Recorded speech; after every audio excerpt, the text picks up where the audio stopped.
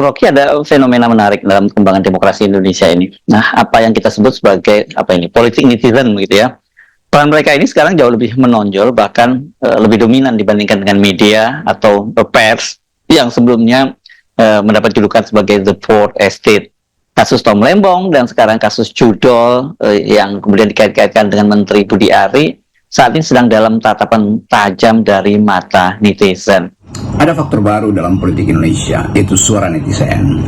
Dan bahkan faktor itu menjadi penentu apakah satu kasus itu bisa dijaga supaya terus dalam kondisi yang tidak diintervensi politik. Jadi kasus itu soal judi online misalnya, netizen menjadi pelambang pertama atau unsur pertama di dalam upaya untuk mendesak penuntasan dari kasus ini. Olok-olok misalnya, ya projo itu artinya pro judi online. Kan itu datang dari kecerdasan sekaligus kecerdikan netizen untuk mendorong kasus ini supaya tidak dipeti eskan. Jadi terlihat bahwa Indonesia sebetulnya punya harapan bagus tentang penegakan hukum kalau ada situasi yang memungkinkan suara itu diucapkan tanpa perlu dihalangi. Bayangkan misalnya kalau zaman Pak Jokowi itu suara netizen semacam ini udah lama dibully lagi oleh hoaxernya. Sekarang terlihat bahwa suara netizen itu datang dari kejujuran untuk menjaga supaya proses peradilan terutama kasus korupsi itu dilakukan dengan cara yang beradab, bukan dengan sekedar menjebak seseorang lalu dipaksa untuk dilecehkan namanya tuh karena sensasi politiknya lebih diutamakan daripada substansi hukumnya tuh. Kasus Thomas Lembong, kasus Menteri Budi yang sekarang jadi sasaran evaluasi netizen terhadap Thomas Lembong, yang terjadi justru netizen memberi semacam sentimen positif bahwa beliau Thomas Lembong adalah hasil dari konspirasi politik, sementara pada Menteri Budi sentimennya negatif tuh. Karena itu reaksinya juga berbeda. Kalangan di sekitar Pak Menteri Budi ini, jadi netizen justru mengintai bahwa projo ini memang terlibat dari awal, dan itu yang kemudian diindikasikan lewat berbagai macam sinisme di media sosial. Sementara Lembong justru dianggap sebagai korban yang sebetulnya dari awal nggak ada soal apa-apa, tapi kemudian dicarikan deliknya di situ. Jadi kita lihat bagaimana mata netizen yang sebetulnya bagian utama dari kejujuran berdemokrasi itu harus dijaga supaya kemampuan mata hati netizen ini itulah yang menjadi dasar kita bisa berharap bahwa akan ada keadilan di negeri ini. Aksi para netizen ini sangat menarik bila kita amati.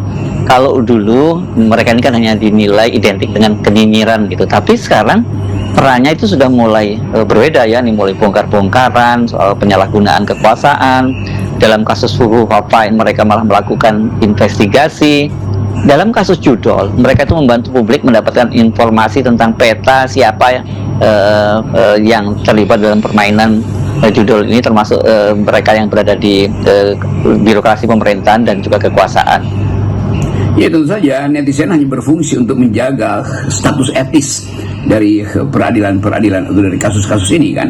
Tetapi investigasi yang sifatnya investigasi kriminal tentu adalah hak dari kejaksaan atau kepolisian atau KPK bahkan tuh. Bahwa Pak Budi ini menteri itu menggantikan menteri sebelumnya Pak Nasdem ini, Pak siapa namanya Pak yang dari Nasdem. Jadi mungkin sekali ini petah yang udah berlangsung lama, dan tentu di belakang perjudian online selalu ada pengaman modal, pengaman politik maupun pengamanan aparat, kan itu konstruksinya begitu. Tapi biarkan itu menjadi aktivitas penelitian, reserse atau penyelidikan tuh. Yang menjadi poin kita hari ini adalah fungsi dari netizen di dalam mendorong dan mengawasi proses penyidikan itu. Apakah misalnya judi online ini bandarnya itu direstui oleh kekuasaan, berapa banyak misalnya diduga aparat di dalam Kementerian Informasi ini yang terlibat terlibat. Kan ini baru ada berapa, 11 atau, tentu ini adalah jaringan yang lebih luas yang kita tahu sebetulnya, atau kita tidak boleh menduga sesuatu yang sebelum jadi dibuktikan secara hukum. Yang boleh kita duga adalah suara netizen ini sudah mendahului proses peradilan dan suara netizen, walaupun itu disebut sebagai street justice, keadilan jalanan, tetapi dia fungsional untuk menimbulkan semacam keseriusan dalam menangani kasus judi online ini. Kita bisa bayangkan bahwa si menteri ini sebetulnya nanam kepentingan di situ. Bahkan mungkin ya mendekat-dekat di dalam dinasti Jokowi, pasti ada bagian juga yang dapat keuntungan dari situ. Kan kalau kita bicara political economy of judi online ini, tentu di dalamnya ada jaringan kekuasaan, dan kepentingan kekuasaan tentu dikaitkan dengan operasi politik. Kan semua itu yang kita maksud sebagai proses rumit yang mudah diurai sebetulnya, walaupun jaring laba-laba di judi online itu dengan mudah kita duga tuh di intinya siapa, jaring pertama siapa, laba-labanya siapa, yang dijerat siapa, atau nyamuknya siapa. Kan itu masalah yang sangat mudah untuk dipetakan. Tetapi pemetaan itu tidak boleh menghentikan kasus ini karena dugaan bahwa petanya akan jadi lebar, bahwa sarang laba-labanya itu akan menuju pada inti dari sarang itu, yaitu istana misalnya. Kan harus begitu kita menduga proses-proses hukum yang ada di negeri ini hari ini, bahwa di dalam proses hukum di ujungnya pasti ada tukar tambah politik. Kalau kita merujuk pada kasus sebelumnya, yakni kasus Verdi Sambo misalnya, pada waktu itu kan kita mendapati diagram siapa saja perwira tinggi kepolisian yang terlibat dalam bisnis judol, dan kemudian setelah rame-rame itu kan Kapolri memerintahkan pemberantasan judol. Nah sekarang ini tampaknya netizen membaca ada kaitannya judol ini, mereka mungkin membaca mengendus gitu ya, kaitannya judol dengan parpol, olok-olok, sindiran atau meme bahwa singkatan projo adalah pro judi online. Ini kan sebenarnya membawa kita pada satu kecurigaan, kita mencium ada kecurigaan dari netizen terhadap rencana Pak Jokowi mengubah projo menjadi partai politik. Siapa yang berkepentingan dengan pembongkaran konstruksi judi online ini atau jaringan judi online ini? Ya pasti elit yang ada di dalamnya tuh, yang mungkin udah pecah kongsi, lalu mulai menganggap bahwa ya sebaiknya dibuka, sebaiknya saling mengintai dan saling menjebak. Tapi sekali lagi ini adalah soal yang memungkinkan kita percaya bahwa penegakan hukum di era Pak Prabowo itu bisa berlanjut, dan kepastian-kepastian ini yang lagi juga dievaluasi oleh masyarakat sipil, termasuk ujung dari kasus Tom Lembong ini kemana. Apakah Pak Jokowi dendam dia itu bisa tiba pada PDIP nanti? Mungkin Tom Lembong ini baru satu sinyal karena membela Anies, dan ada soal lain mungkin seorang tokoh karena masih ada di lingkungan PDIP. Jadi semua hal yang kita duga dari awal bahwa Jokowi hendak mentuntaskan dendamnya itu pasti itu yang berlangsung. Tetapi juga bagi Pak Prabowo tentu tidak mungkin transaksi hukum ini diandalkan pada dendam presiden sebelumnya. Karena itu juga buruk bagi Pak Prabowo, karena limpahan kasus ini juga akan ditangani oleh Menteri Hukum atau sistem penegakan hukum yang ada di bawah kendali Pak Prabowo. Jadi ini penanda pertama bahwa ada keseriusan dari pemerintahnya baru Prabowo untuk penegakan hukum, tapi kemudian keseriusan itu sebagai pintu masuk yang memungkinkan pihak Pak Jokowi justru merasa terancam. Karena itu dengan alasan keseriusan lalu dicarikanlah kriminal yang dikriminalisasi, diatur, direkayasa untuk dikriminalkan. Nah sekali lagi ini urusan dendam dengan dendam sebetulnya tuh. Kalau projo diacak-acak tentu yang punya kepentingan adalah mereka yang melihat bahwa projo itu adalah komplotan di balik Pak Jokowi. Kita sebut kata komplotan karena akhirnya kata itu yang ada di dalam benak publik hari-hari ini itu, dan berbahaya sebetulnya kalau bagi publik merasa komplotan ini akan berupaya untuk membackup lagi Presiden Jokowi atau Gibran nanti untuk kepentingan yang sama, yaitu pengusulan Gibran di 2029 tapi dengan cara yang masih cawe-cawe. Jadi terbaca, saya balik lagi pada prinsip netizen itu membaca itu sebagai komplotan baru dan persiapan untuk partai baru misalnya tuh. Jadi sekali lagi kita hanya bisa menduga itu, tapi selebihnya kita percayakan pada prosedur penegakan hukum. Yang kita tunggu-tunggu justru bagaimana reaksi istana. Yang kita tahu anasir Jokowi itu masih bercokol di sana. Sejauh ini belum kita dengar respon yang memadai soal kasus Tom Lembong maupun judi online ini. Dalam kasus Tom Lembong yang kita dengar malah justru respon dari Gerindra yang menilai bahwa konstruksi hukum dari kejaksaan itu masih sumir dan abstrak, dan Gerindra ini kan khawatir Pak Prabowo yang disalahkan menggunakan instrumen hukum untuk membuka melawan politik.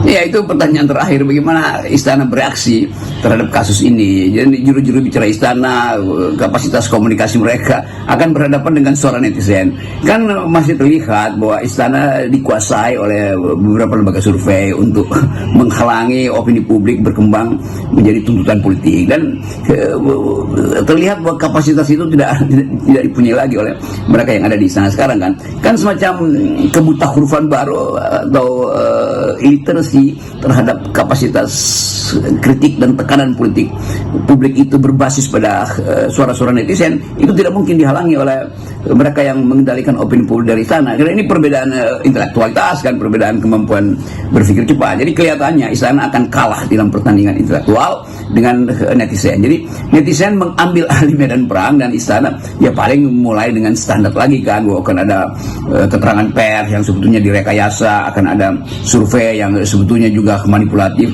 Jadi semua soal yang menyangkut informasi publik sekarang tersedia untuk diakses oleh siapapun, dan kasak kusuk di kalangan elit kita tahu itu akan ada saling membocorkan informasi itu. Apalagi ketika Pak Prabowo ada di luar negeri, sangat mungkin kasus ini akan makin merebak atau kasus baru akan muncul tuh, dan itu akan dibebankan pada siapa yang akan memimpin kabinet, apakah wakil presiden atau mungkin yang lebih tepat untuk mengendalikan isu ini adalah menteri dalam negeri misalnya tuh, karena kapasitas Pak Menteri dalam negeri ini tentu lebih terandal daripada kapasitas wakil presiden. Ini secara faktual aja untuk kita lihat bagaimana soal-soal ini dihandle oleh istana, dan menghandle ini juga harus sangat hati-hati, sebab salah dihandle itu bisa merembet kemana-mana. Sementara Presiden Prabowo ada di luar negeri, kita tunggu bagaimana kemampuan handling ini diperlihatkan oleh kabinet Pak Prabowo. Nah, ini kalau kita perhatikan Bung Rocky, dari 2 pekan awal pemerintahan Prabowo, kita kan bisa melihat dinamika kabinet itu sangat keras, tidak mudah menyatukan berbagai kepentingan. Kendati kita sering mendengar kalimat tidak ada visi menteri yang ada visi presiden, tetapi kita kan juga tahu bahwa partai-partai dan juga kelompok kepentingan yang berebut kursi di kabinet itu ya karena adanya motif politik dan motif ekonomi yang dibawa oleh para menteri-menteri itu. Itu pasti buat 100 hari pertama dinamika politik akan sangat panas tuh. Gesekan antara yang menteri yang sana justru mungkin merasa tidak lega karena wakil menterinya tidak sejalan dengan dia atau datang dari proses yang berbeda, sistem perekrutannya di wilayah koordinasi ekonomi juga pasti akan ada semacam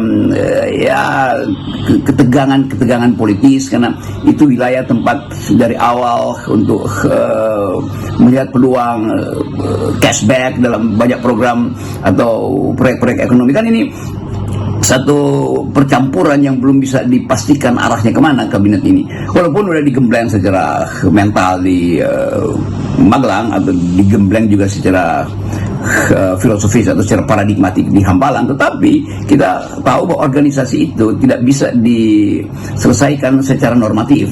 Tetap ada keadaan deskriptif di dalam partai-partai dan dalam kabinet yang mungkin kan kita menduga bahwa saling intip masih akan terjadi, karena kabinet ini kan dibentuk secara konstruktivisme, ya artinya dipaksa untuk menyatu melalui sistem pembekalan ideologi dan pembekalan teknis, yang satu di Hambalang, yang satu di pembekalan mental di Magelang. Tapi sekali lagi politik itu selalu akan tiba pada inti kemaksiatannya, yaitu transaksi, yang dengan bagus diuraikan oleh Machiavelli misalnya, membocorkan bahwa di istana itu kalau tidak bermanuver secara busuk itu tidak mungkin untuk berkuasa. Nah, kita ingat prinsip-prinsip etika yang pasti dilanggar dalam transaksi politik di kabinet Pak Prabowo hari ini, dan itu adalah real. Jadi sebaiknya kita mulai dengan satu faktisiti bahwa politik di dalam kabinet ini pasti sangat tinggi elemen tukar tambahnya, elemen pragmatismenya atau elemen